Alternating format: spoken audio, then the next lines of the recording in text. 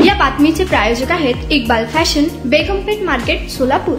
काय नाही, आमच्या सोलापूर शहराच्या लोकांना काही प्रश्न जाणून घ्यायचे आहेत.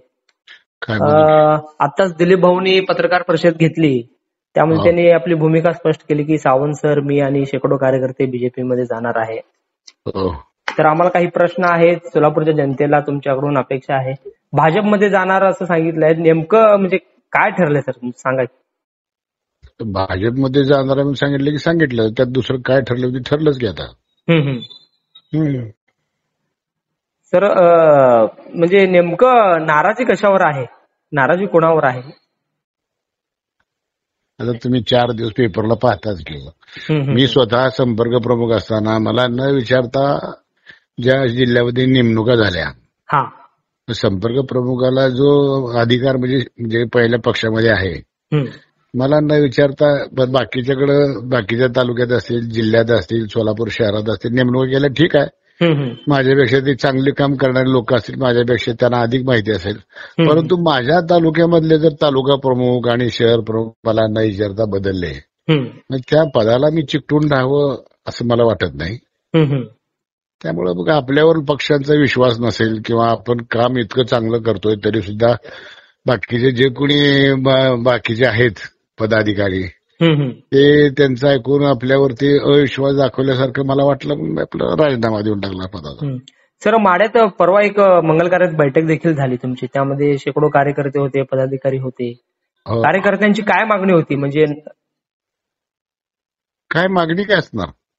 आपल्या सर्व पदाधिकारी कार्यकर्त्याची कामं झाली पाहिजे, वार्डाचा विकास झाला पाहिजे, तालुका पंचायत, जिल्हा परिषद, गाव ग्रामीण भागामध्ये गावखेड्यापर्यंत जी रस्ते आहेत ते झाले पाहिजे. ह्या सगळ्या मागण्या आपल्या जो कोणी पूर्ण करू शकेल, आपल्या मागणीला चांगल्या पद्धतीने प्रतिसाद देईल अशाच्या ह्याच्यामध्ये आपण सामील होऊया. आणि आता सत्तेच्या बाहेरच्या जाऊन पक्षात आपण काय करू शकत नाही, कारण निधीशिवाय काहीच करू शकत नाही माणूस. त्यामुळे सगळ्यांचा स्वर आला होता. पण काल मी भेटलो मुख्यमंत्री साहेबांना. काय चर्चा झाली ती थोडक्यात? काय नाही, मुख्यमंत्र्यांना भेटलो. त्यामुळे ठीक आहे, तुम्ही मुंबईला, तुम्हाला वेळ देतो, आपण निवांत चर्चा करू तिथं, आपण बोलू तिथं आल्यानंतर, असं म्हणाले. सर, ह्या सर्व घडामोडीवर एक प्रश्न मला विचारावंसं वाटतंय, कारण मध्यंतरी तुम्ही सोलापूर शहर मधून देखील तिकीट मागितला होता, त्यावेळी तुम्हाला डावललं गेलं, त्यामुळे देखील एक नाराजी आहे तुमच्यामध्ये. ठीक आहे, ते पक्षाचा वरचा श्रेष्ठींचा निर्णय असतो, त्याचा आपण नाराज झालं काय आनंदी झालं काय ह्याच्यामध्ये फरक पडत नाही. वरच्या राजकारणाचं जसं त्यांना योग्य वाटेल त्या पद्धतीने ते निर्णय घेत असतात. आणि आपलं काम आहे की वरिष्ठांनी जे आदेश देतील त्या पद्धतीने काम करणं. सर, मध्यंतरी माड्यात एका कार्यक्रमात म्हणजे एकनाथ शिंदे साहेब येणार होते, मात्र ऐनवेळी त्यांचा दौरा रद्द झाला, त्यामुळे देखील तुमच्या म्हणजे समर्थकांमध्ये एक नाराजी आहे शिंदे सरांबद्दल, एकनाथ शिंदे साहेब. लोकांची अपेक्षा होती की शिंदे साहेबांनी यावं, खूप मोठ्या संख्येनं लोक आले होते. पण 10:30-11च्या दरम्यानच त्यांचा मेसेज आला की आम्ही येणार नाही, त्यामुळं साधारण 25-30 हजार लोक आले, कारण 50,000 लोकांचं आपण नियोजन केलं, पण ते बाकीचे आले नाहीत. पण सगळं कार्यकर्त्यांची वा शिंदे साहेबांनी आपल्या भागामध्ये यावं, भेटावं, त्यांना बघावं अशी लोकांची, ग्रामीण भागातल्या लोकांची इच्छा असते.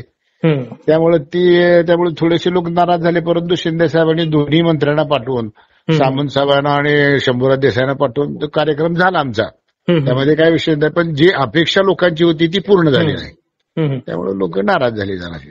सर, कसं म्हणजे राजकारणाकडे म्हणजे लोकांचं देखील नजरा असतात, पण अशी एक आमच्या म्हणजे शहरामध्ये चर्चा आहे की शिवाजी सावंत सर भाजपमध्ये चाललेत, त्याला म्हणजे भाऊबंदकीचं एक कारण आहे का? म्हणजे तानाजी सावंत आणि शिवाजी सावंत यांच्यामध्ये काही मतभेद होते म्हणून असं चाललंय का? आमचे मतभेद घरगुती वैयक्तिक असतील, पण मतभेद असण्याचं कारण आमचं वैयक्तिक घरचा प्रपंच असेल ना.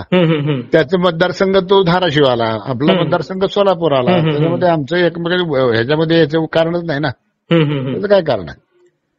मी माझ्या सोलापूर जिल्ह्याचं राजकारण करत असताना मला माझ्या जिल्ह्यामध्ये कुठं योग्य अयोग्य काय करायचं मी ठरवणार ना. मध्यंतरी तानाजी सावंत सरांनी एकनाथ शिंदे साहेबांची देखील भेट घेतली होती कात्रजला, त्यामुळे काही घडामोडी झाल्या का? हे नाही, त्यांचा काय संबंध आहे, माझा त्यांचा काय विषय संबंध आहे, त्या घडामोडीचा भेटीचा काय संबंध आहे? सर, अजून एक प्रश्न विचारला जातोय, म्हणजे साखर कारखान्यावर तुमचे म्हणजे बरेच कर्ज आहे, तो कुठेतरी निकाल लागावा म्हणून तुम्ही भाजपमध्ये जाताय का? काय खुलासा करणार? नाही, आमच्या साखर कारखान्यावर कुठल्याच साखर कारखान्यावर कर्ज नाही. 250 कोटींचा काहीतरी साखर कारखान्याचं आहे, तो म्हणजे कुठेतरी मार्ग लागावा म्हणून बीजेपी मध्ये जाता असं लोक म्हणतात. आमच्या साखर कारखान्याने कुठलंही कर्ज नाही, काहीही नाही कुठल्याही बँकेचं. सर म्हणजे तानाजी सावंत आणि आपल्यामध्ये काही मतभेद आहे? नाही, आमच्या घरगुती आमच्या प्रॉपर्टीच्यावरून मतभेद असतील, राजकारणाचा काय संबंध येतात. सर मध्यंतरी माढा तालुका प्रमुखावरून देखील बराचसा वाद होत आहे, त्यांच्या नेमणुकीवरून देखील. म्हणजे तुम्ही तेच मग मला न विचारता मी जो तालुका प्रमुख पहिला नेमलेला होता तो तालुका पंचायत निवडणूक लढलेला आहे, त्याच्यात स्वतःची 5-7 हजार मतं आहे ती, आणि शहर प्रमुख आहे त्याला निवडलं होतं. त्यांना बदलून ज्याच्या मागे एकही माणूस नाही वार्डात तर निवडून येऊ शकत नाही अशा लोकांना तालुका प्रमुख केलं मला न विचारता. हो, मग आता ही चांगली माणसं जर काढून, ज्याच्या मागे माणसं आहेत जनमत आहे ती लोक काढून जर कोणीच नाही आणि तिथं फक्त त्यांच्या समोर बसून त्यांच्या चेहऱ्यापुढे बसून त्यांच्यासाठी हाजी करणाऱ्या लोकांना जर पद दिलं तर पद कसं वाढेल. सर म्हणजे तुम्ही म्हणजे अगदी म्हणजे मनापासून काम करत होता, अनेक शिबिरं असतील, आरोग्य शिबिर असतील, पक्षाचे मेळावे असतील किंवा पक्ष संघटनेसाठी देखील तुम्ही दिवस रात्र काम केलेलं आहे, पण 15 दिवस झाला राजीनामा देऊन पण पक्षश्रेष्ठींकडून विचारणा होत नाही, अशी खतखत आहे तुमच्या मनात? नाही, खतखत असंच कारण काय, कारण वरती त्यांना त्यांच्या दृष्टीने जे योग्य असेल ते त्या पद्धतीने ते काम करत असतात. आपली खतखत असली काय, आपण नाराज झालो काय, आपण किती चांगलं काम केलं हे तुमच्यासारख्या पत्रकारांना सर्वसामान्य जनतेला माहिती आहे ना. पण तिथं जाऊन जे बाहेरचे कुरघोडी करणारे जे तिथे फिडिंग करत असतात ते ऐकूनच ते बघत असतील ना. पण साधी विचारणा देखील होत नाही की बाबा. अरे आम्हाला असं काही सवय नाही की पुढे जाऊन करणं, तिथं जाऊन राहणं, त्यांच्या तोंडासमोर सारखं बसणं किंवा का. आम्ही जनतेत मिसळून काम करणारी माणसं आहे. आम्ही प्रत्येक गोष्ट सारखं कुठं महिन्यातनं 3-3 आठवडे मुंबईला हे असली आमची कधी असली मिटिंग तर जातो आम्ही, नाहीतर आम्ही आमच्या भागात आमच्या सर्वसामान्य लोकांच्या जनतेसाठीच काम करत राहतो ना. सर तुम्ही बीजेपी मध्ये जाण्याचा निर्णय घेतलाय, हायकमांड कडनं काय एखादा फोन बिन आलाय तुम्हाला, दिलीप कोल्हेंना किंवा तुमच्या जवळच्यांना, की बाबा मनधरणी म्हणा? नाही, हाल बघा, आम्ही 15 दिवस थांबवलो आणि सगळ्यांचा विचार घेतला, बस बाकी सगळ्या कार्यकर्त्यांनी सांगितलं थांबूया, वाट पाहणं काम होतं. आणि मग थांबल्यानंतरही वरची, आता वरती काय झालं आम्हाला माहित नाही, आम्ही काय वरती गेलो की नाही. काय नैऋत्य परत आम्ही परवा मिटिंग घेतली की आपण आता नेमकं काय करायचं. मग त्यासाठी सगळ्या कार्यकर्त्यांनी आग्रह धरला की आपण आपली कामं होणार असं आपलं काम करणारा, आपल्याला मान सन्मान देणारा कोण पक्ष असेल त्याच्यामध्ये जाऊया. मग सगळ्यांनी बीजेपीचे नाव घेतलं. सर आता आगामी जिल्हा परिषदेच्या निवडणुका आहेत, नगरपालिकेच्या आहेत, महापालिकेच्या आहेत, आणि अशा वेळी आपला जो निर्णय आहे तो योग्य वाटतो का तुम्हाला बीजेपीमध्ये जाण्याचा? मला योग्य वाटणं न वाटणं ह्याच्यामध्ये हे संबंध नाही, हा कार्यकर्त्यांचा निर्णय असतो. सर्वसामान्य तळागाळातल्या माणसाला मी विचारून काम करतो. माझ्या भोवती 4 बसलेली त्यांच्या विचारानं माझं हे करत असतील की हो तुम्ही म्हणाल ते, तुम्ही म्हणाल ते, हाजी माझ्या पुढे असल्या लोकांचं नाही. मी सगळ्या सर्वसामान्य कार्यकर्त्याला सुद्धा विचारतो आपल्याला नक्की काय करणार आहे, जनसामान्यामध्ये माणसामध्ये काय प्रतिमा आहे, काय चाललंय, कसं करता येईल. सर आता तुम्ही बीजेपी मध्ये जाताय, माढा असेल किंवा सोलापूर शहर किंवा ग्रामीण भागात असेल, किती कार्यकर्ते आपल्याकडे बीजेपी मध्ये जाणार? माझ्याबरोबर आता 100-150 लोकांनी तर राजीनामा दिलेले आहेत. ती सगळे माझ्याबरोबर काल होते ना मिटिंगला सगळे. हो. काही काय कामानिमित्त काही ऍबसेंट होते पण ते सगळे जवळपास सगळे होते, ते आले, सगळ्यांचा विचार विनिमय झाला, मगच हे ठरलं. आणि कसं असतंय, आपण जनतेमधली माणसं आहे, लोकांसाठी काम करतो. जी काम करते ती सगळी माणसं आपण सांगाल तेच करत असतात ना.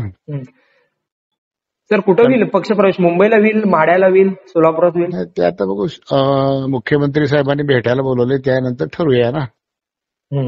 जवळपास निश्चित झालाय, फक्त तारीख ठरवली. हो. धन्यवाद लोकप्रधान न्यूज चॅनलशी बोलल्याबद्दल सर.